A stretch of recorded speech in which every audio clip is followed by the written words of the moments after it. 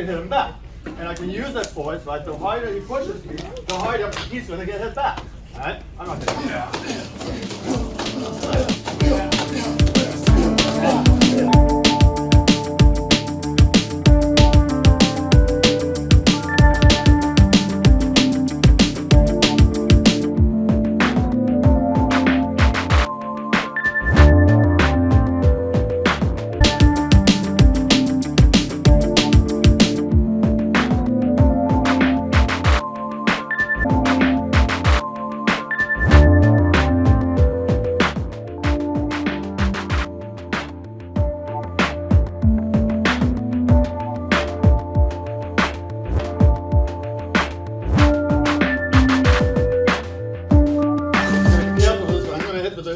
with my right knee, I'm going to hit the inside of your front leg, so you got to be ready to move that a little bit, because it's actually, do the attack again. Yes, sir.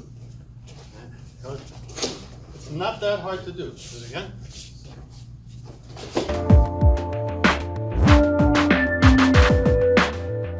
From here, one thing that should happen is that you turn your opponent sideways a little bit. Because they were pushing and they had this pin while the chin got knocked back. Naturally, you're going to bring your left shoulder back as a result of that a little bit, right?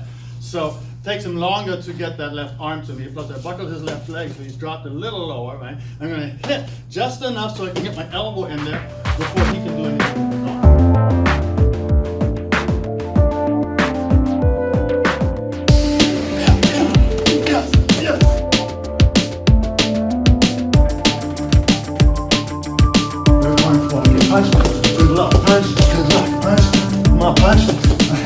Even the extension, punch me, come on, punch me, punch me.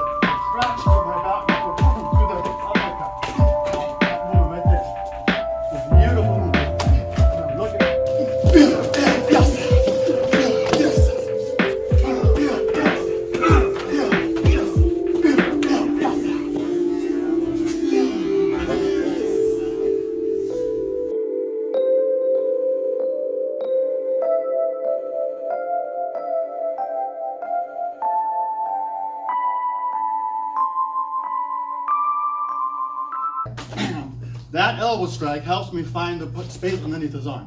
So I can be looking at my next opponent from here, I'm going to find every target. You notice how is my sense of touch doing that?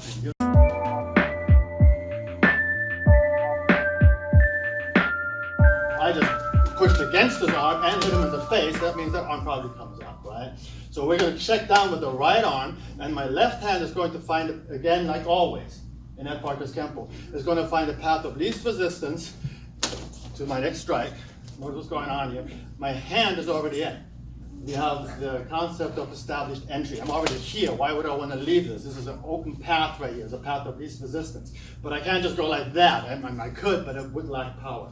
So what I'm doing is I'm actually anchoring my elbow first in preparation.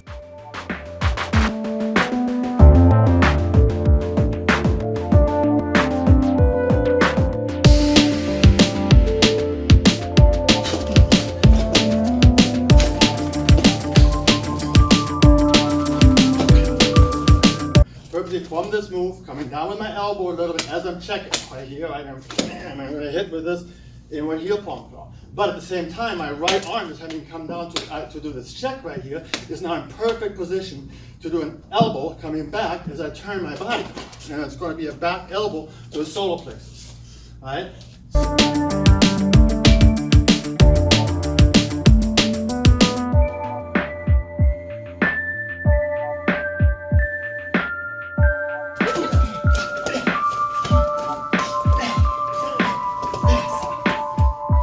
In other words, look at this one, go ahead and block it.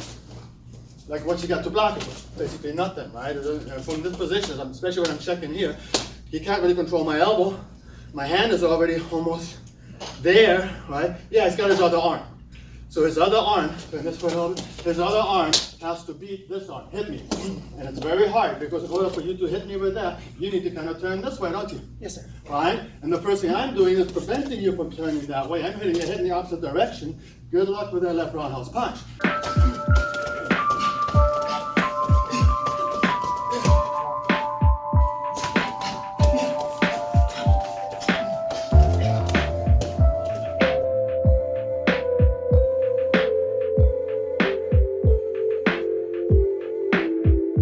Or what if he's a grappler and he grabs my shoulder? Same thing. The same issue. I can hit with this. He's not thwarting that. He could push me away with it. That would be different. Then I have to then do something different. But assuming he's not pushing me away, he's just grabbing, my elbow is still excellent response to that. Right? Anchor your elbow. Like, thank you.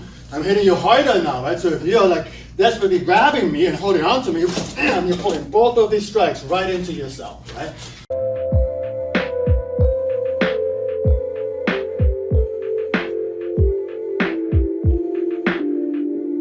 Arm if you want to, or just pretend that you're hitting his arm.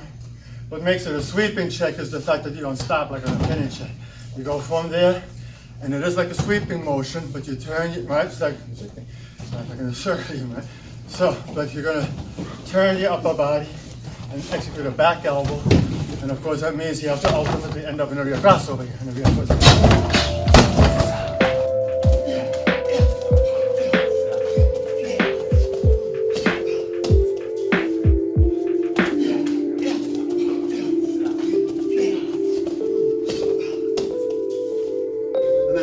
Happens, I got this in here, bam, and I hammer this to the groin and then a buckle to the leg.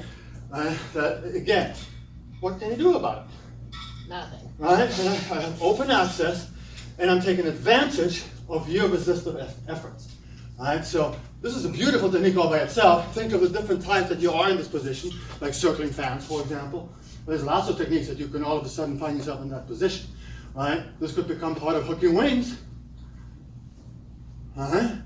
Makes sense? Anytime you're similar to this, right, hooking wings, okay, I would have been like right here, 1 and 2 and 3 and 4, and then this way, oh, that's very similar, isn't it? I could do exactly the same thing from that position. It fits beautifully from any time that I'm checking on the inside of the arm and I extend it upward with my right hand, by his face somewhere, because I can hit down on his arm.